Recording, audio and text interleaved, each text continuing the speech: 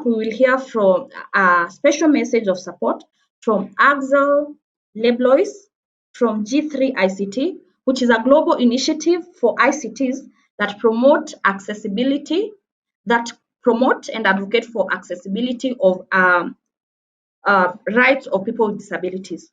G3ict are one of our conference partners. Good morning, everyone, and thank you so very much for inviting us to participate in this opening session of the conference today. We are super happy that such gathering occurs. We are actually very involved since 15 years in promoting the digital accessibility provision of the Convention on the Rights of Persons with Disabilities. And my name is Axel Leblois, and I serve as president of G3ict since 2006.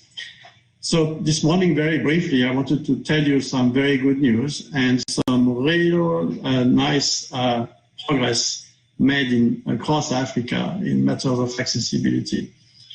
Since many years, we monitor how much progress is accomplished by countries. This year, we had 137 countries participate in their index, the Digital Accessibility Rights Evaluation Index. And among those, 33 countries from sub-Saharan Africa participated. And I want to thank very much all the panelists who served on that survey, and I'm sure quite a few are in the audience today. Anyway, the very good news is that at this time, 97% of countries in Africa have ratified the Convention on the Rights of Persons with Disabilities. And as a result of that, 91% do have a constitutional article or law that specifically protects the rights of persons with disabilities. And that may seem like a normal thing for most of you, but in reality, 15 years ago, very few countries had such legislation in place. So it's a great accomplishment, a very great success for the CRPD and its impact. And just to dive into some details to show you, especially from an end user, person with disability perspective, what that means. Almost 2/3 of the countries in Africa today have a legal definition of reasonable accommodation. That again is terrific, in that 15 years ago, almost no countries had such definition. And that means that if reasonable accommodation is denied, that's discrimination against persons with disabilities. So it's a very strong legal foundation for future policy making and progress among countries. Now, there are some areas where there is still progress going on, and for instance, only 48% of countries in Africa have included ICTs in their definition of accessibility. So that's something that needs to happen in a greater number of countries, because if you consider ICTs as incorporating everything digital, from television to mobile to computers to websites and everything else that's digital interface, if you don't have that in the fundamental definition of the law, that accessibility obligation covers digital, then it's much more difficult to push for policies to be implemented. Anyway, that's all the good news. And we see that in terms of implementation, most countries today, like 88% in Africa, have an agency in the government that focuses on persons with disabilities.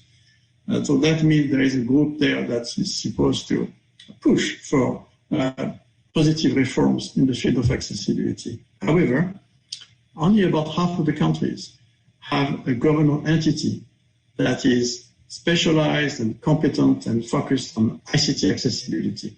So there again, there needs to be a greater effort on the part of government to make sure that there is somewhere a team of folks who actually can handle digital accessibility issues across government and in policy making in general.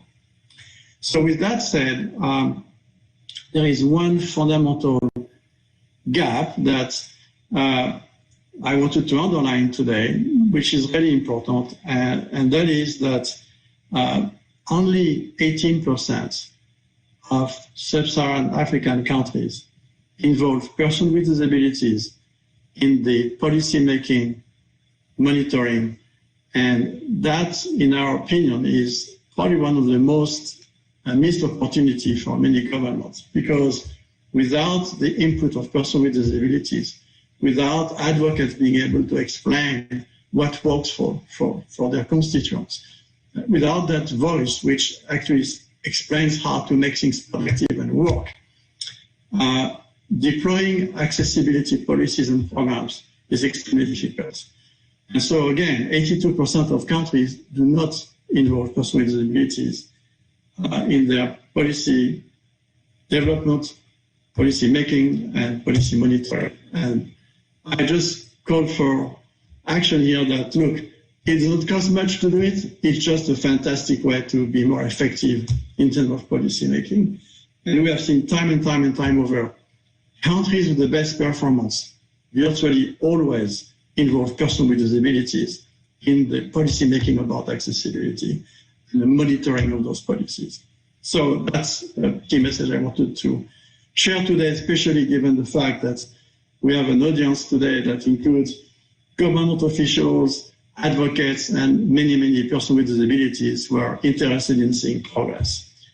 Now, to conclude on a very bright note, I wanted to mention that in this year's survey of the DARE Index, which, by the way, is publicly available on the www.G3ict.org website, there are actually 4 countries in sub-Saharan Africa that are clearly above worldwide average in performance. And those are South Africa, Kenya, Zambia, and Angola. And for each of those, you can see the country profile in the country database of G3ict, and it gives you a sense of what can be achieved. If those countries achieve it, everybody can achieve it. So that's kind of the principle behind that effort to kind of share good practices and always demonstrate that when progress is possible somewhere, it should be implemented everywhere. Thank you for your attention. Enjoy a great day today with fantastic topics that are lined up for the rest of the agenda. Thank you.